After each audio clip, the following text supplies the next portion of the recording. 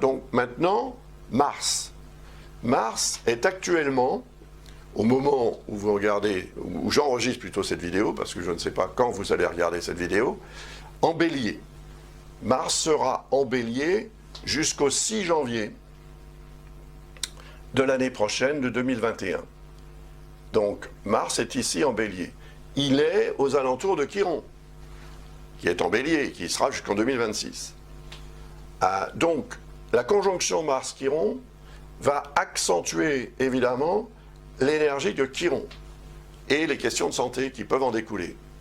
Mais ça fait partie de l'énergie globale de 2020. Donc regardez la vidéo qui vous concerne, qui concerne le signe du Taureau, pour avoir éventuellement quelques informations au sujet de cette conjonction Mars-Chiron en bélier. Parce qu'elle se produit dans votre maison 12 ou dans le 12e signe à partir du vôtre, et ça représente aussi quelque chose qui peut très bien ne pas être perçu comme tel, une problématique qui n'est pas considérée comme telle, mais qui peut devenir très, très intense. Et cette intensité peut être reliée aussi à ce que représente justement Mars dans votre thème par rapport à votre signe ou à votre ascendant, c'est-à-dire la maison 12. Et c'est tout ce qui revêt un caractère plus ou moins caché, donc pas très visible, et en même temps aussi c'est le passé, un passé qui peut être plutôt ancien et qui reviendrait à la charge pour comment dirais-je, vous tirailler un petit peu. Voyez ? Bon, on passe maintenant donc à l'énergie de Mars, où ça ? Dans votre signe, car à partir du 6 janvier, Mars va transiter en Taureau. Et alors, il y aura une conjonction très importante le 20 janvier. Notez, aux alentours du 20 janvier. Mais en fait, je dirais que c'est à partir du moment où Mars va entrer en Taureau que son énergie va devenir très forte par rapport à quoi ? Eh bien, à la Lune noire et à Uranus, qui sont évidemment en Taureau, comme on l'a vu tout à l'heure.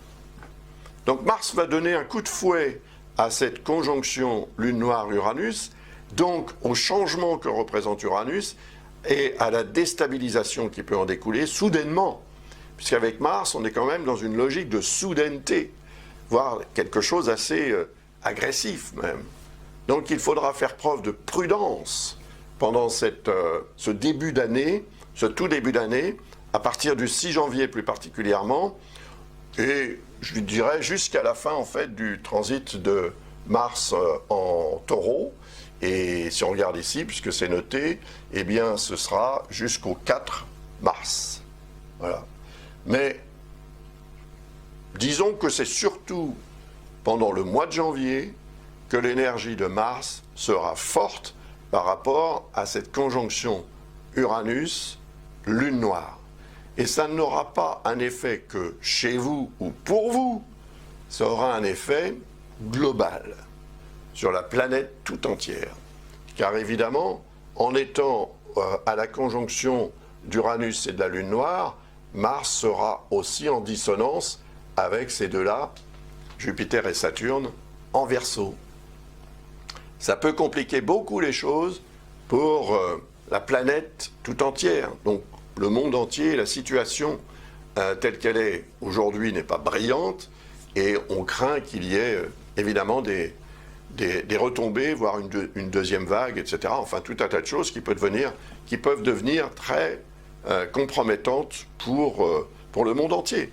Donc, on s'oriente quand même vers quelque chose de très, très fort et il faut que pendant cette période qui vous touche peut-être plus directement, vu que vous êtes né sous le signe du Taureau ou que vous avez un ascendant Taureau, soyez vraiment dans la vigilance et dans l'autocontrôle au maximum pour éviter d'être complètement déstabilisé si un incident ou un changement s'impose.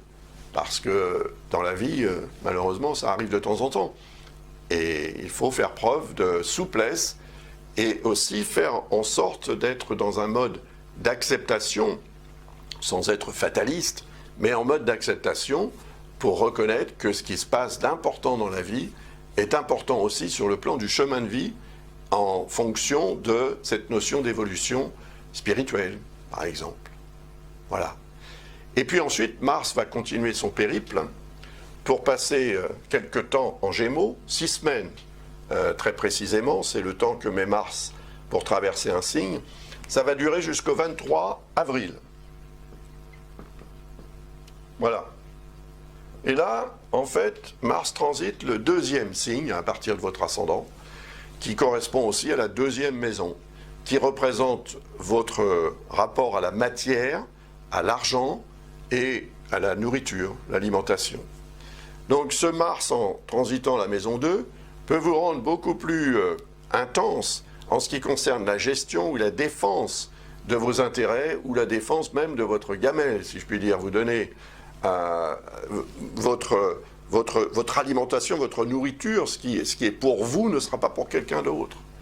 Vous risquez d'être assez intense de ce point de vue-là. Ce qui est à moi n'est pas à toi, ce n'est pas à vous, n'est pas à eux. C'est à moi. Voyez. Et puis en même temps, le signe des Gémeaux, c'est le signe de la communication.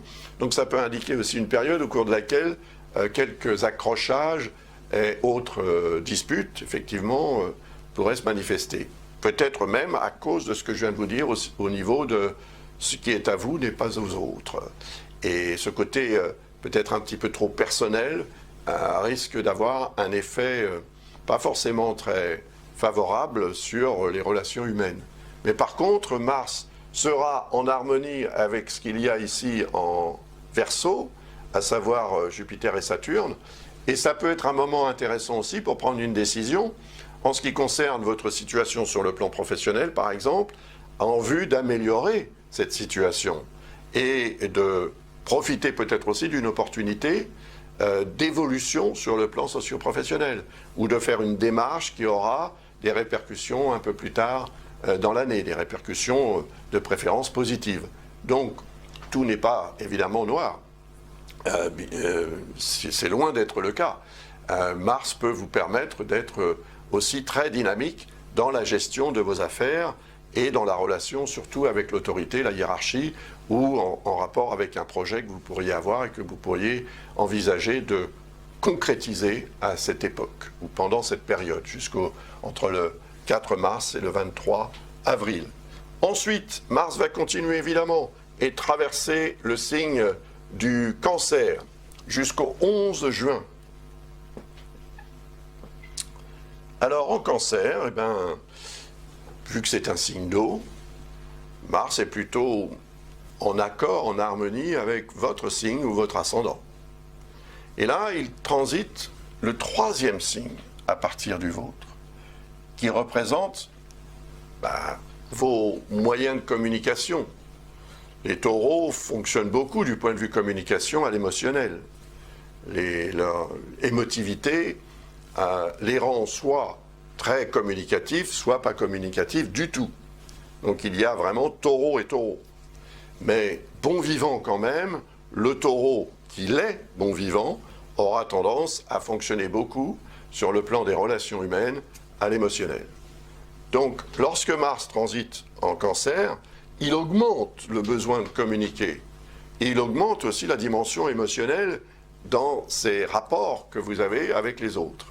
Et comme le signe du Cancer est en harmonie avec le signe du Taureau, signe d'eau, signe de terre, eh bien, cela devrait vous être utile justement pour communiquer de façon efficace pendant cette période afin d'obtenir des résultats et des satisfactions qui peuvent être des satisfactions personnelles et d'autres types de satisfactions. Ça peut indiquer aussi une période marquée par des déplacements, des voyages, des rencontres, des contacts peut-être aussi avec la fratrie, qui est aussi représentée par le 3e signe ou 3e maison astrologique. Et Mars en Cancer est en harmonie avec Neptune en Poisson et va donc vous permettre en fait d'agir intuitivement. On parlait tout à l'heure de l'intuition représentée par Neptune et de ce besoin en fait de l'écouter, cette intuition, et de fonctionner par rapport à cette intuition. Mais on n'est pas toujours aussi efficace de ce point de vue-là.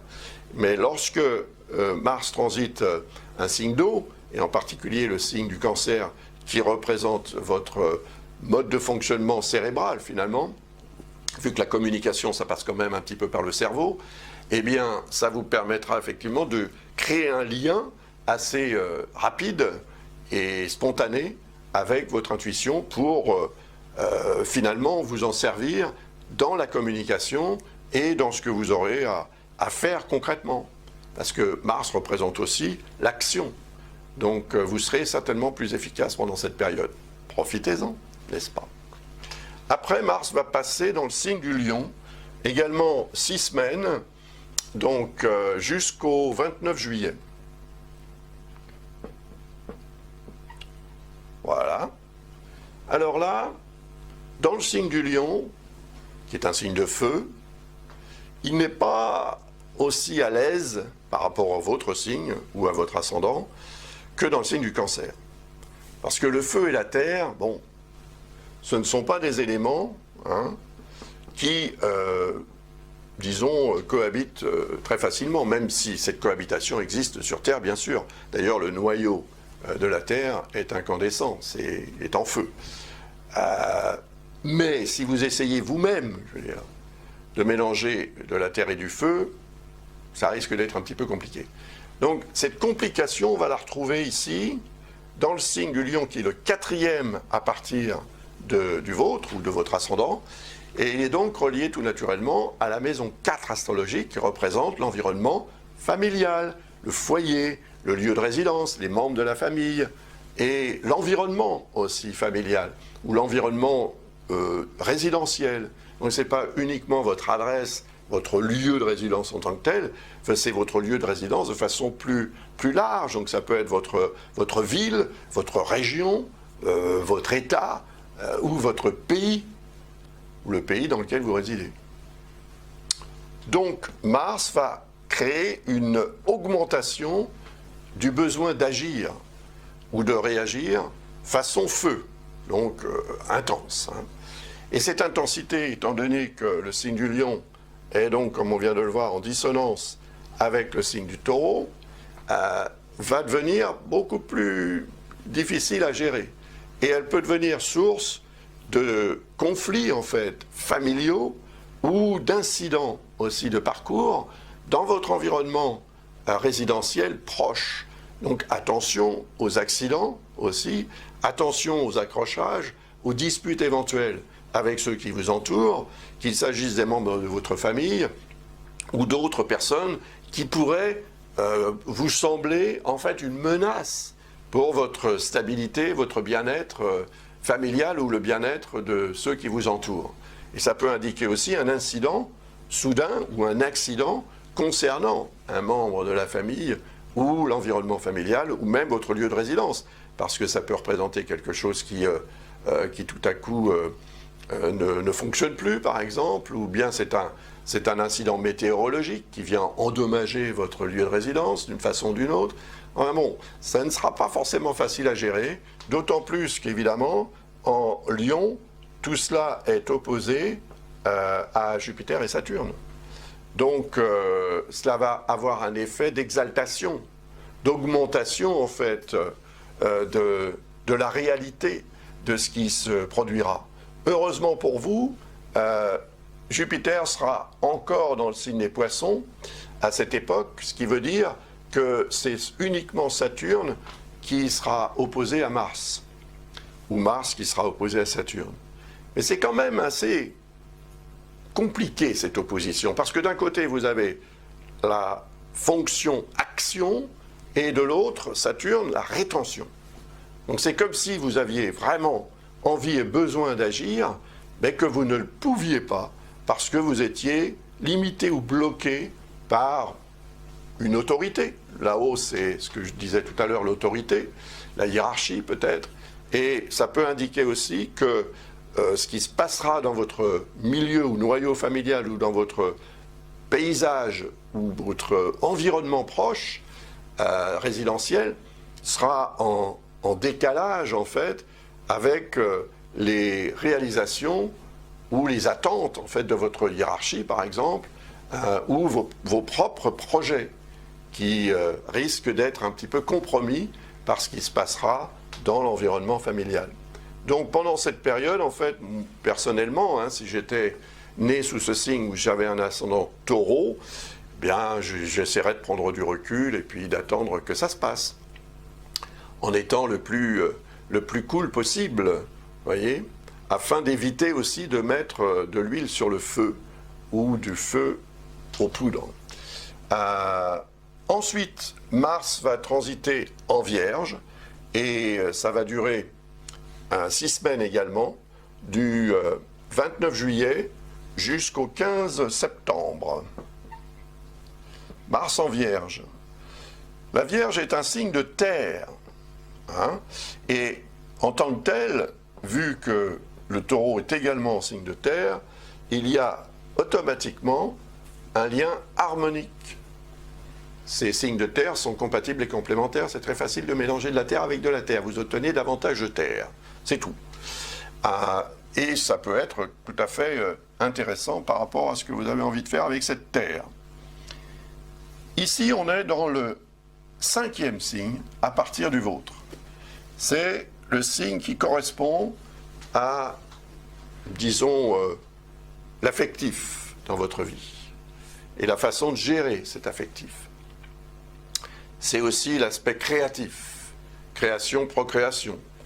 La maison 5 représente, ou le secteur 5 représente les personnes qui vous sont chères et tout ce qui peut vous apporter aussi du bien-être et des satisfactions. Donc vous allez œuvrer dans ce sens pendant cette période du 29 juillet au 15 septembre, évidemment, et vous serez très motivé pour le faire. Et vous serez probablement aussi plutôt efficace. Et si vous voulez changer les choses dans votre vie personnelle, par exemple, vu qu'Uranus est quand même là avec la Lune noire, quoique la Lune noire n'y sera plus, elle sera en Gémeaux à l'époque, mais ça veut dire quand même que Mars en harmonie avec Uranus sera aussi en harmonie avec Pluton qui est là-haut. Vous allez bénéficier de ce triangle de terre, comme on dit, qui est un triangle plutôt constructif. Donc si vous avez un projet, qu'il soit artistique, créatif d'une certaine manière, qu'il soit affectif ou sentimental, ou qu'il entre dans le cadre de ce que représente la maison 5, et qui peut être de nature à changer les choses de façon positive, bien sûr, agréable, sympathique, et ce peut-être pour plus longtemps que la durée de ce transit de Mars en Vierge, eh bien, allez-y, agissez. Agissez au mieux pour que ça se passe bien et que vous puissiez véritablement vous féliciter des décisions et du mode de fonctionnement que vous aurez choisi. Voilà. Parce qu'ensuite, eh bien Mars va continuer et traverser le signe de la Balance. Ça va durer jusqu'au 30 octobre. Donc encore une fois, 6 semaines. 30 octobre, 15 septembre, 30 octobre, Mars ici, Balance, voilà. Alors, Balance, 6e signe à partir du vôtre ou de votre ascendant. Maison 6, travail, santé. On a là ce qu'on appelle un aspect d'ambiguïté avec votre signe. Signe d'air, signe de terre. On l'a vu tout à l'heure, hein, ici, signe d'air, signe de terre. C'est pas très facile à mélanger. C'est pas non plus catastrophique, hein, évidemment. Mais ça veut dire que vous allez probablement être un petit peu dans l'ambiguïté pour choisir et décider la meilleure façon de procéder, de fonctionner ou de réagir. Car Mars représente quand même la réactivité et l'intensité qu'on met dans ce qu'on veut faire. Et quand il y a ce genre d'aspect de quinconce, ça veut dire qu'il vaut peut-être mieux attendre que de prendre une décision trop impulsive, qui risquerait de donner un résultat contraire, ou tout au moins pas vraiment en rapport avec ce que vous en espérez. Donc il sera conseillé pendant cette période de faire un effort de vigilance à ce sujet. Mais Mars en Balance sera quand même en harmonie avec Saturne en Verseau, pardon, je vais y arriver, et également d'ailleurs Jupiter qui sera de retour en Verseau à cette époque. Donc ça peut vous être utile parce que ici on a le secteur du travail, travail-santé, et ici le secteur des activités, de la situation, de la carrière et du statut en fait social ou professionnel. Donc un potentiel d'évolution. Ce qui veut dire que en essayant de ne pas être dans l'ambiguïté, c'est-à-dire dans l'hésitation et dans l'attitude on verra plus tard, si vous êtes comme ça, vous ne pourrez pas bénéficier de ces aspects très, très harmoniques avec Jupiter et Saturne en Verseau. Et ce serait dommage, parce que ça veut dire que ce que vous allez pouvoir faire pendant cette période, que ce soit sur le plan santé ou sur le plan professionnel, bien sûr, puisque le 6e signe ou 6e maison représente ça, peut être source d'évolution concrète un peu plus tard, dans l'année, en fait, ou plutôt dans l'année prochaine, lorsque Mars transitera en Verseau. On verra ça quand j'en parlerai l'année prochaine, évidemment.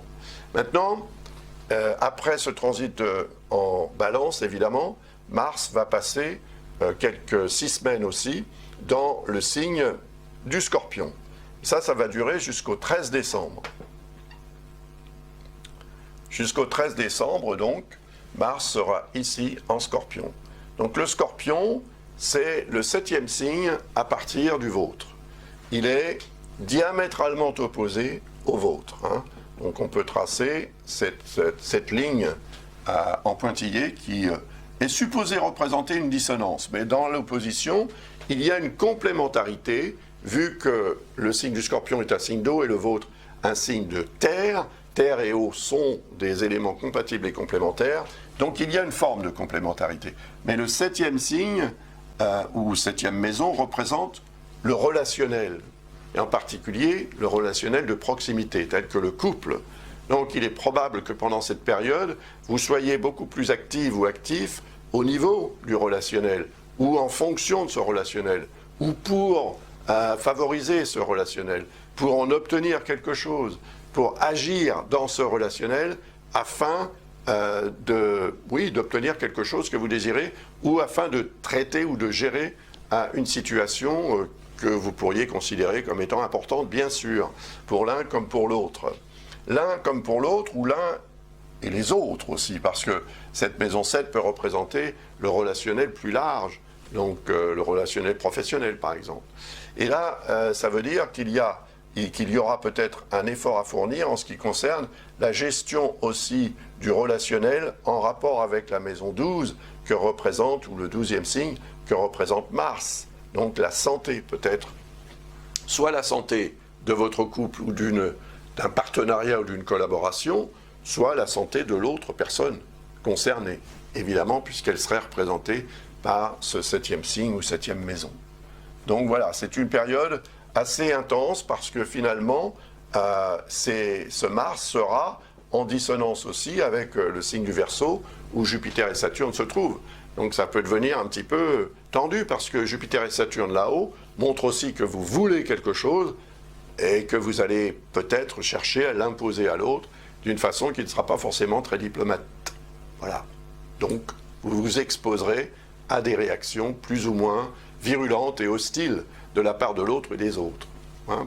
Prenez-en note quand même, ça peut vous être utile pour éviter des incidents de parcours. Après, du 13 décembre, je crois que c'est jusqu'au 24 janvier 2022, Mars sera en Sagittaire. Voilà comment vous allez terminer l'année, avec Mars en Sagittaire, qui sera également au quinconce, donc là, signe de feu, signe de terre, du vôtre, et ce quinconce montre aussi une période marquée par des hésitations et des quiproquos éventuels. Alors, c'est le 8e signe à partir du vôtre. Il représente vos intérêts dans la société sur le plan matériel ou sur le plan financier. Soyez, encore une fois, dans la vigilance à ce niveau, à ce sujet, sachant qu'on est quand même dans la période de Noël, période au cours de laquelle on dépense davantage. Et ces dépenses peuvent ensuite produire des retours de bâton, comme on dit, de votre banquier, par exemple, hein, quel qu'il soit. Mais en même temps, ce Mars sera en harmonie avec Chiron en Bélier, et cela peut vous être utile pour traiter quelque chose. vu que là, on est dans la maison 5 avec Chiron qui représente le signe de la Vierge, et c'est en fait sur le plan affectif et créatif que quelque chose de positif peut aussi se produire pendant cette période. Mais globalement, cette maison 8 représente aussi votre rapport à tout ce qui concerne votre situation, votre positionnement matériel et financier dans la société. Et c'est peut-être là qu'il faudra faire preuve de plus de vigilance que d'impulsivité, car Mars représente quand même cette impulsivité. Voilà. Et maintenant, et pour terminer cette vidéo, je vais vous parler de Vénus. Du 14 avril au 9 mai 2021, Vénus va transiter votre signe ou votre ascendant.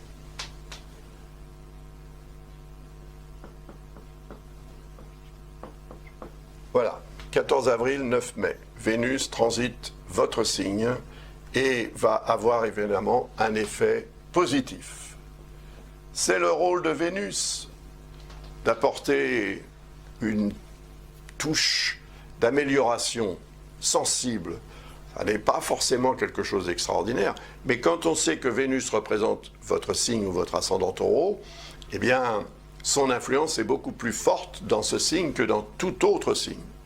Elle va donc avoir un effet positif sur votre image de marque, sur votre santé, sur tout un tas de choses qui vous concernent directement, et ça vous permettra d'être certainement, d'avoir davantage de vibrations positives, davantage aussi d'attractivité vis-à-vis de ceux qui vous entourent, qui vous verront d'une façon plus agréable, tout simplement.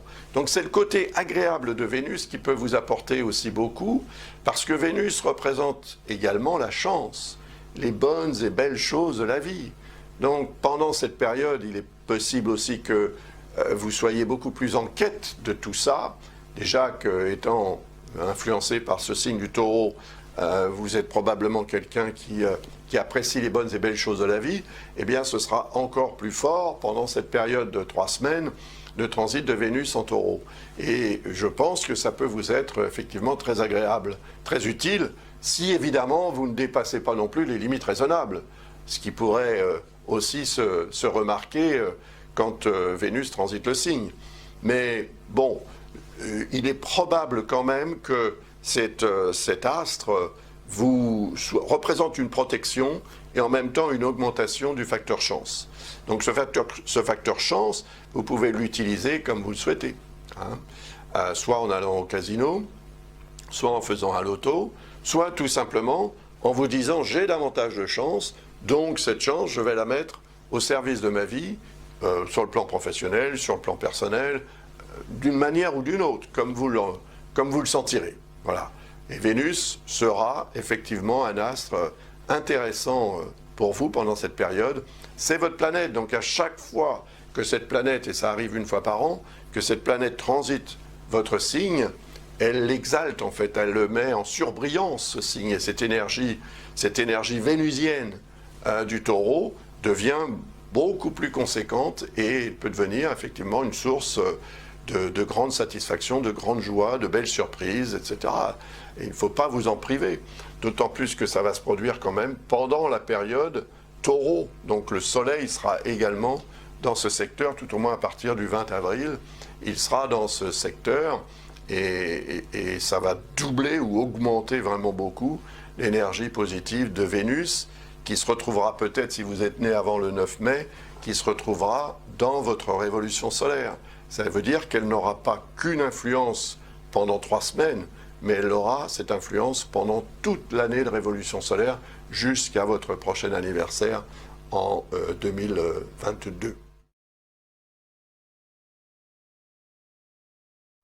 Mercure va rétrograder 3 fois en 2021. La première fois en Verseau du 1er février au 22 février, la deuxième fois en Gémeaux du 30 mai au 23 juin et la troisième fois en Balance du 28 septembre au 19 octobre. Ça va vous affecter comme ça va m'affecter, comme ça affectera tout le monde. Effectivement, lorsque Mercure rétrograde, vu qu'il représente notre cortex, notre cerveau, notre matière grise, nos neurones, ceux-ci se mettent à fonctionner de façon un peu désordonnée, si je puis dire. Donc on a tendance à oublier les choses, à, disons, comprendre de travers aussi ce qu'on nous explique ou ce qu'on lit, ce qu'on apprend également.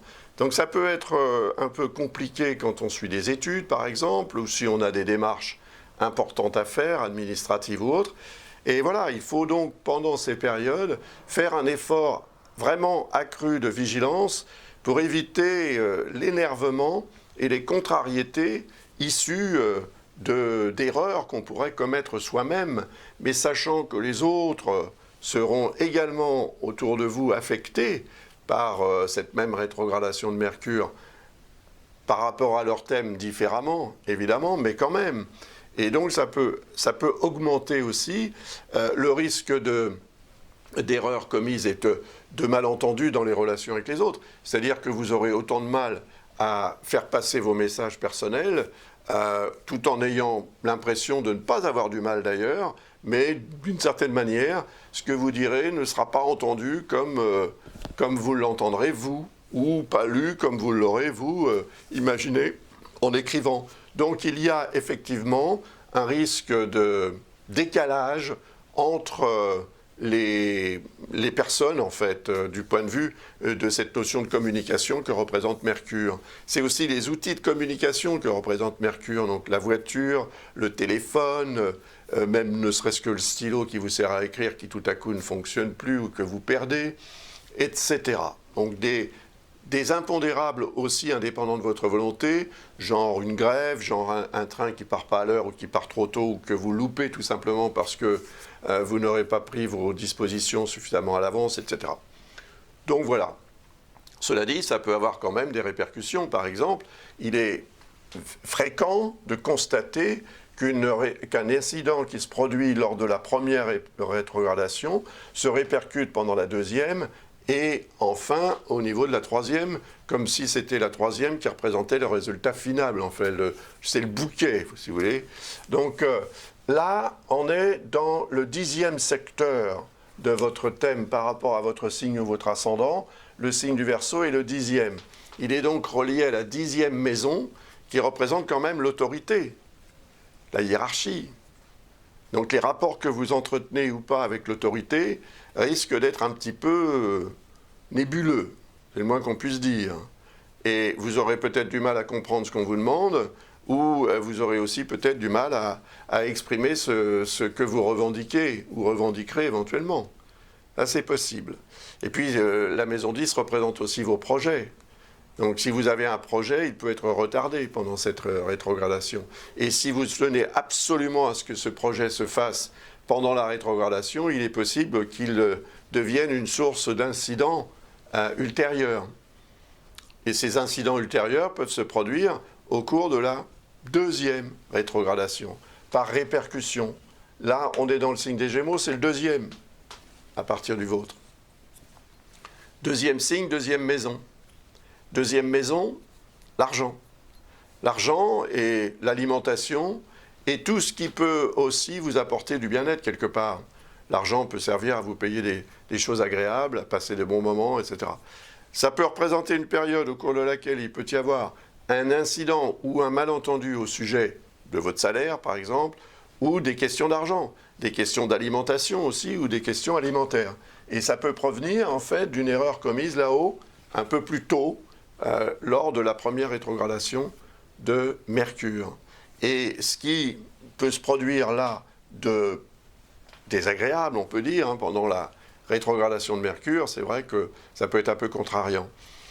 Mais si vous avez quelque chose à dire, à solliciter, à demander ou à faire en ce qui concerne l'argent, les finances, vos revenus et ce que vous en faites, eh bien, débrouillez-vous pour que ce soit réglé avant la rétrogradation de Mercure. Parce que pendant la rétrogradation, après, les choses vont entrer dans une phase de gestation, de stand-by, c'est la préparation, et vous obtiendrez éventuellement le résultat ou la réponse après le 23 juin, lorsque Mercure reprendra son mouvement direct. Ça peut être relié à un rendez-vous, ça peut être relié à un voyage, un déplacement, une rencontre, une visite, des choses comme ça qui peuvent être à la fois coûteuses et peut-être que vous ne pourrez pas non plus assumer pendant cette période financièrement. Voilà. Et donc, vous aurez peut-être tendance à repousser les choses, ce qui ne serait pas forcément d'ailleurs un mal, au contraire. Parce que si vous commettez une erreur financière pendant cette période, elle se répercute ici, dans le signe de la balance, du 28 septembre au 19 octobre. C'est le 6e à partir du vôtre. Il est donc tout naturellement relié à la 6e maison qui représente le travail et la santé aussi. Donc, par exemple, ici, une erreur au niveau alimentation, une tendance à ne pas prendre en considération certaines règles d'hygiène alimentaire ou autres, peuvent produire, quelques mois plus tard, entre le 28 septembre et le 19 octobre, des soucis de santé. Voilà, bon, après, il ne faut pas non plus dramatiser, mais ça peut être désagréable. Et puis, c'est aussi sur le plan professionnel que ça peut se manifester. Imaginons là-haut, étant donné que ça représenterait votre patron, par exemple, qui décide certaines choses, qui prend des décisions qui impactent ou qui affectent votre revenu, votre salaire. Eh bien ensuite, ça va impacter peut-être aussi la façon dont vous allez gérer les choses et considérer les choses dans votre travail, avec, disons, une tendance peut-être à rétrograder vous-même, hein, donc à ne plus être aussi intéressé et certainement que cela indique une baisse de performance. Et ça peut avoir évidemment aussi, ça fait boule de neige, comme on dit, ça fait ricocher. Donc il ne faut pas entretenir les perturbations, les problèmes, lorsqu'il y a une rétrogradation de Mercure, parce qu'on ne s'y retrouve plus. Et cela peut devenir évidemment après une source de complications beaucoup plus durable dans le temps. Donc là encore, si vous avez quelque chose à solliciter sur le plan professionnel ou une démarche à faire en ce qui concerne votre état de santé, par exemple, eh bien faites-le avant le 28 septembre et attendez le 19 octobre pour le résultat ou la réponse, enfin bon, pour que les choses reprennent leur mouvement direct. Voilà, c'est ce que représente en fait cette reprise effectivement du mouvement direct de Mercure. Et vous deviendrez à ce moment-là beaucoup plus apte et efficace dans la communication d'une façon générale. Et ça peut vous être très utile. Voilà, j'ai terminé cette deuxième partie de l'analyse 2021 des transits planétaires majeurs. Je vous remercie de l'avoir regardé jusqu'à la fin. Je vous souhaite avec beaucoup d'avance, parce que nous sommes encore quand même au mois d'août 2020, je vous souhaite une très belle année 2021. Prenez soin de vous et à bientôt pour une autre vidéo sur cette chaîne. Au revoir.